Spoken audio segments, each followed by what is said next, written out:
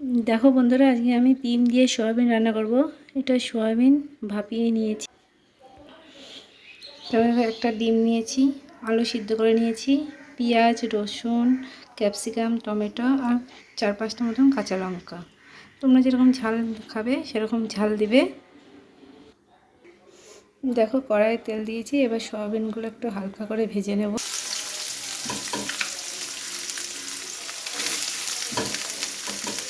অল্প করে সামান্য এরকম হলুদ দিয়েছি, সামান্য দিয়ে একটু ভেজে নেব সয়াবিনটাকে।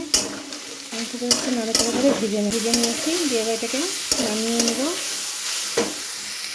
একটু পাঁচফোড়ন দিলাম, সামান্য জিরে দিলাম,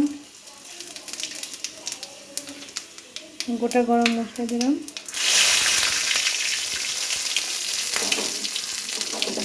পেঁয়াজগুলো দিয়ে দেবো।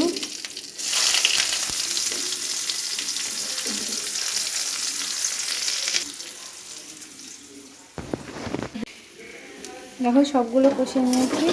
কষিয়ে এবার সয়াবিনগুলো দিয়ে দেবো। সয়াবিনগুলো দিয়ে দিলাম।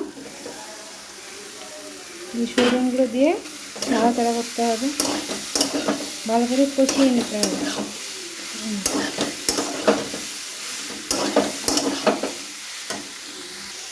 দেখো কষিয়ে নিয়েছি।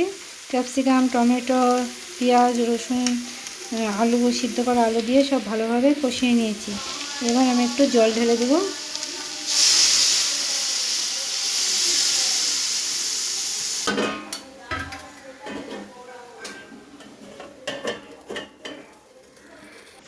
দেখো বন্ধুরা, আমার ডিম সয়াবিন হয়ে গেছে। এই যে ধনেপাতা ছিটিয়ে দেবো একদম দিয়ে।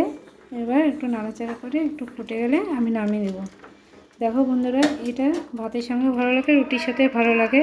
যদি তোমাদের ভালো লাগে তাহলে একটু কমেন্ট, লাইক, শেয়ার করে দিও অবশ্যই করে। তোমরা এটা অবশ্যই করে বাড়িতে তৈরি করে খেয়েও দেখবে, খুব সুন্দর লাগে খেতে।